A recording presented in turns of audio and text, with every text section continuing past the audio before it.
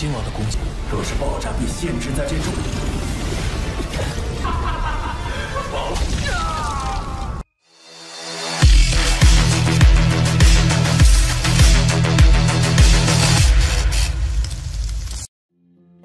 Halo semuanya, selamat datang di Ruang Sinema. Bagaimana kabar kalian semua? Semoga selalu sehat dan baik-baik saja. Sesuai jadwal, jadi pada hari ini kita akan kembali melanjutkan series Donghua Penakluk Bintang episode terbaru, yang mana ini adalah episode yang ke-190. Bagi yang mau bergabung dengan series ini, kita sudah sediakan playlistnya. Jadi kalian bisa mudah mencari di mana episode awal dari series ini. Sebelum kita mulai episode terbarunya, kita akan melihat dulu apa saja yang terjadi pada episode sebelumnya. Kemarin, Hichan memilih untuk meledakkan tubuh abadinya sendiri, supaya Lo Fong bersama dan Xiaohuan tidak dilukai oleh lawan-lawan mereka. Hanya saja serangan barusan cuman menghabisi nyawa dari Cipika saja, sedangkan nyawa Kaisar Chanjin masihlah selamat, begitu pula dengan Blackjack. Mereka segera melakukan pengejaran kepada Lo Fong dan Xiaohuan, sedangkan Shika dan Puya tidak ada niatan untuk membiarkan orang-orang ini pergi dari pagoda. Alhasil, Shika pun mulai menampakkan wujudnya dan memberitahu kalau harta yang sejak tadi mereka perebutkan hanyalah kotak kosong saja. Ini tentu saja mengejutkan semua orang karena apa yang ia katakan benar adanya. Lo Fong bersama yang lainnya pun mengikuti Shika karena dia akan menunjukkan di mana harta itu berada.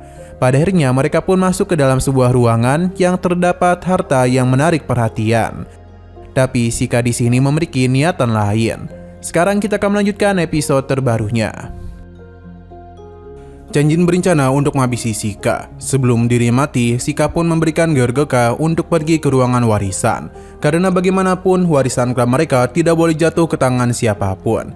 Dengan perasaan yang begitu marah, Georgeka pun memutuskan untuk pergi terlebih dahulu, sambil berharap Shika bisa keluar hidup-hidup dari tempat tersebut. Namun sepertinya Shika tidaklah memiliki niatan untuk pergi begitu saja. Terlebih lagi terdapat dendam bangsanya yang harus dia balaskan. Jadi karena itulah Shika memilih untuk meledakkan dirinya sendiri agar bisa membawa orang-orang ini mati bersamanya. Ledakan tersebut tentu membuat mereka semua terkejut. Begitu pula dengan Georgeka, pasalnya Shika memilih untuk meledakkan dirinya sendiri. Sebelum ledakan tersebut terjadi, Shika mulai mengenang semua kenangannya bersama teman-temannya dan juga kekasihnya yang telah lama meninggalkan dirinya. Shika awalnya juga ingin menyusulnya, namun ia sadar dengan tanggung jawab yang dia miliki.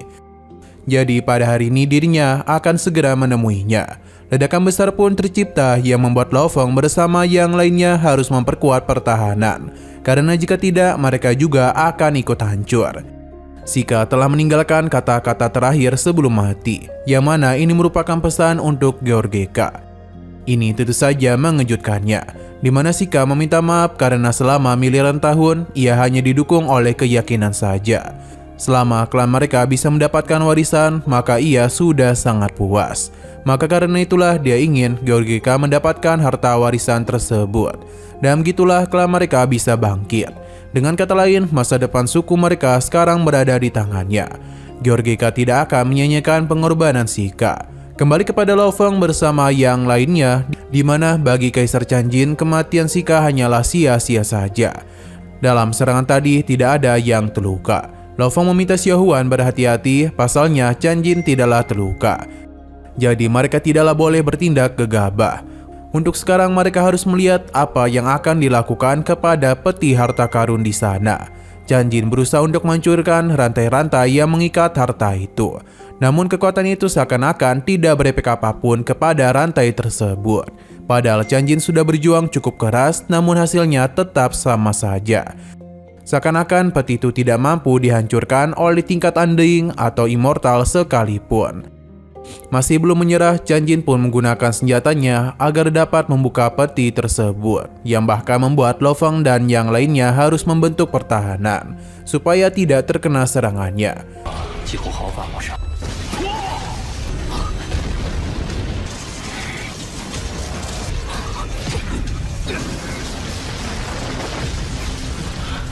Pada puncaknya, semua usaha Chanjin pun sia-sia saja, yang mana ia meminta mereka untuk mencobanya sendiri. Lo Fong memiliki rencana untuk menggunakan tubuh klon Mosa supaya bisa berubah bentuk menjadi Sheikah. Dan begitulah sistem pada harta karun ini dapat terbuka. Tapi dia tidaklah bisa melakukan hal ini di sini. Sedangkan Xiao Huan merasa kalau perjuangan mereka selama ini berakhir sia-sia saja.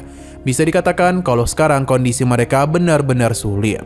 Karena satu-satunya cara adalah pergi meninggalkan tempat ini. Chan Jin meminta mereka untuk pergi menggunakan kerajaan dewa masing-masing. Namun mereka tidaklah sudi karena Chan Jin adalah yang terkuat. Jadi seharusnya dialah yang pergi terlebih dahulu. Karena jika tidak, harta ini sama saja akan menjadi miliknya. Selain itu, mereka juga takut Chan Jin akan mengetahui koordinat dari kerajaan dewa milik mereka. Dan malah melakukan penyerangan untuk bisa menghabisi nyawa mereka. Blackjack pun menyarankan agar Chan Jin lah yang lebih dahulu pergi. Xiao Huan dan Lo Fong setuju, sedangkan Chan Jin tentu tidaklah peduli. Karena meskipun harta pada peti itu tidak dapat dirinya buka, namun ia bisa mendapatkan harta dari mereka semua. Alhasil pertarungan langsung saja terjadi. Dalam pertarungan itu terlihat dengan jelas kalau Lo Fong bersama yang lainnya saling bekerjasama untuk dapat mengalahkan Chan Jin. Namun kekuatan Chan Jin terlalu kuat untuk dihadapi. Ia bisa dengan mudah membuat mereka bertiga terpental. Meskipun begitu, bukan berarti mereka akan menyerah begitu saja, yang mana kerjasama teruslah mereka lakukan agar dapat mengalahkan Chan Jin. Perlahan namun pasti rencana mereka sepertinya berjalan dengan lancar, hingga Chan Jin pun menghancurkan kerjasama mereka.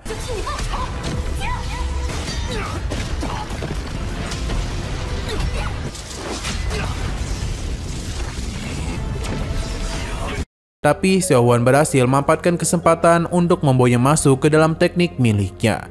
Yang mana berkat semua itu, dia pun memiliki kesempatan untuk dapat menyerangnya. Tapi semua ini tidaklah bertahan terlalu lama, pasalnya Chan Jin dengan mudah menghancurkan tekniknya dan juga menyerang baliknya. Bahkan serangan balasan mulai dirinya lakukan. Yang mana kali ini pergerakan Chan Jin benar-benar sangatlah mengerikan. Ini telah mengakibatkan Xiao Huan mengalami luka yang cukup parah. Bahkan ia sudah tidak sanggup lagi bertarung. Lo Fong pun menyimpan Xiao Huan agar ia bisa diselamatkan. Sedangkan di sisi luar, Blackjack mulai melakukan sesuatu. Yang mana ini seketika saja membuat Lo Fong dan Chan Jin terkejut. Pasalnya dia telah menggunakan kartu andalannya. Seketika saja Lo Fong dan Chan Jin terkurung dalam teknik jam miliknya. Di dalam sana mereka bisa merasakan kalau aura dari lonceng ini sangatlah mengerikan. Setidaknya itu adalah harta karun tingkat semesta tertinggi. Blackjack menyebutnya sebagai lonceng kuno. Di bawah hartanya maka mereka tidak akan memiliki kesempatan untuk mengalahkannya. Bahkan ketika Kaisar Chan Jin melakukan penyerangan, Blackjack hanya tertawa. Pasalnya semua itu hanyalah sia-sia saja. Lo Fong tidak menduga serangan Chan Jin tidak mampu menembus harta ini. Blackjack ternyata memiliki niatan yang sama, di mana dia juga menginginkan harta mereka semua. Kristal Dewa Api Yuan A812 telah dia gunakan, di mana ini akan menghabisi sosok di tingkat immortal sekalipun.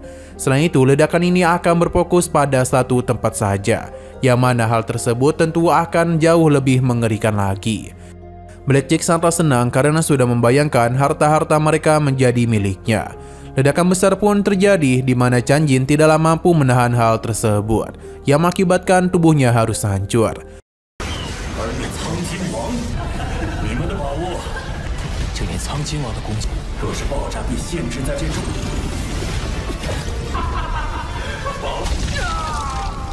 Namun tubuhnya kembali pulih, yang mana ini tidak akan bertahan terlalu lama, sebab ledakan lanjutan akan kembali menghantamnya. Tidak ingin mati seorang diri, Chan Jin pun memilih untuk meledakkan tubuh abadinya, yang mana hal itu di luar perkiraan Blackjack. Ledakan besar pun terjadi yang membuat ia terpental. Selain itu, ledakan ini juga tidak akan mampu ditahan oleh jam kuno miliknya. Blackjack harus berusaha keras mungkin untuk dapat menahan hal itu, karena jika tidak, tubuh abadinya akan mengalami kerusakan.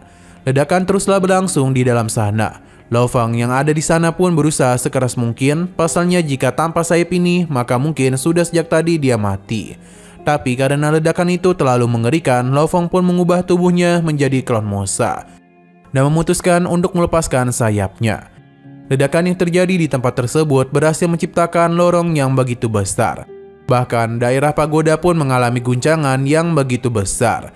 Sosok ini bahkan terkejut dan tidak akan membiarkan mereka menghancurkan ruang warisan klannya. Ia harus membuka hal tersebut agar bisa membawa pergi dari tempat ini. Georgeka mulai membuka ruang harta warisan yang ternyata berada tidak jauh dari tempat sebelumnya. Pada akhirnya perjuangan pun tidak sia-sia.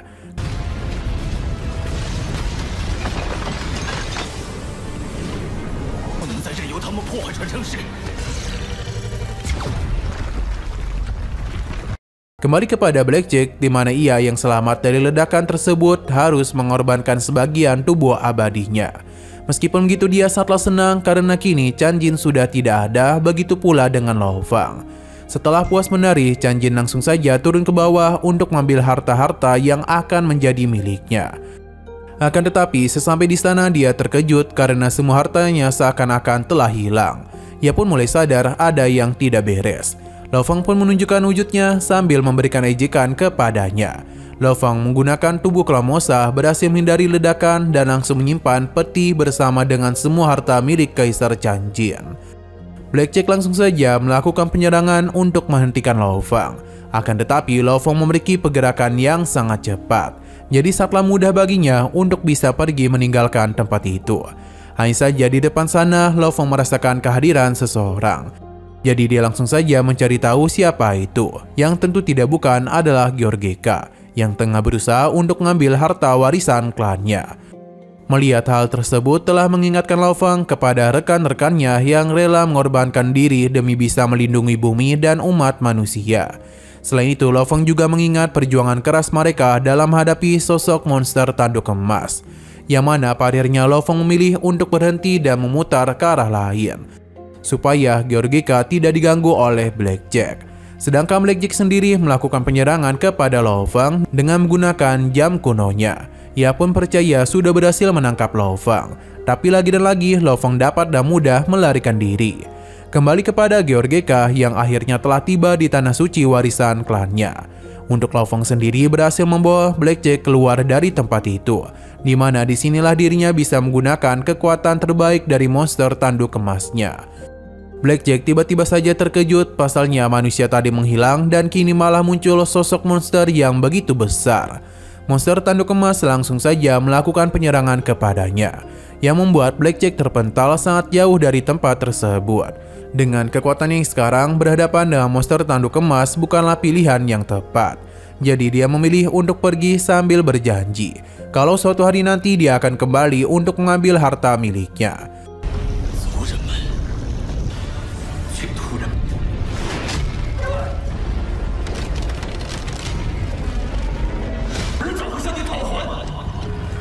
Di sisi Georgeka, dia telah berhasil membawa harta warisan kembali ke sukunya, di mana dia pun mulai membuka harta tersebut.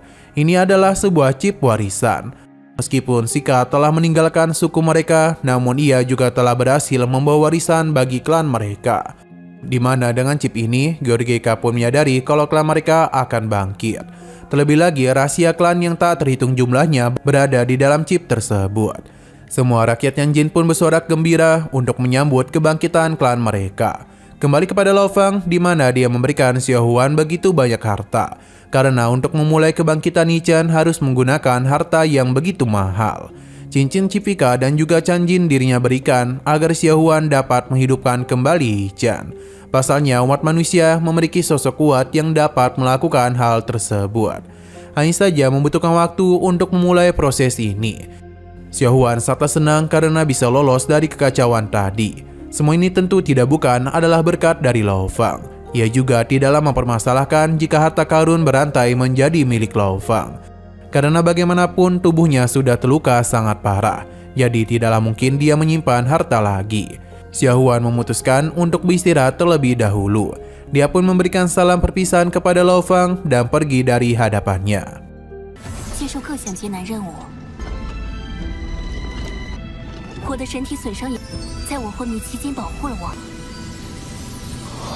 Nah, sayang sekali lagi seru-serunya, episodenya pun harus bersambung dulu. Namun sebelum kita akhiri, seperti biasa kita akan melihat preview bagian selanjutnya, di mana berita mengenai Lo Fang yang berhasil mendapatkan harta karun dari pagoda telah tersebar. Yang mana ini tentu saja adalah ulah dari Zizong atau Blackjack.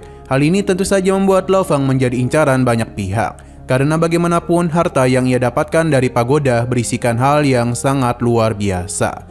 Benar saja penyerangan langsung dilakukan untuk dapat mengambil hal tersebut.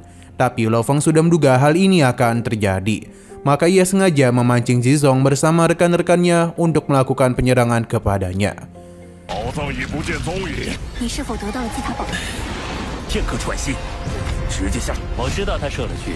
Oke, sekian dulu pada video kali ini. Untuk video selanjutnya akan segera hadir. Jadi bagi kalian yang ingin mengikuti series ini, langsung saja klik subscribe dan aktifkan loncengnya. Terima kasih yang sudah menonton video sampai habis. Jika kalian suka pada video ini, klik like dan share ke teman-teman kalian tentang channel ini. Dan ditunggu aja kelanjutannya. Oke, sampai jumpa di video selanjutnya.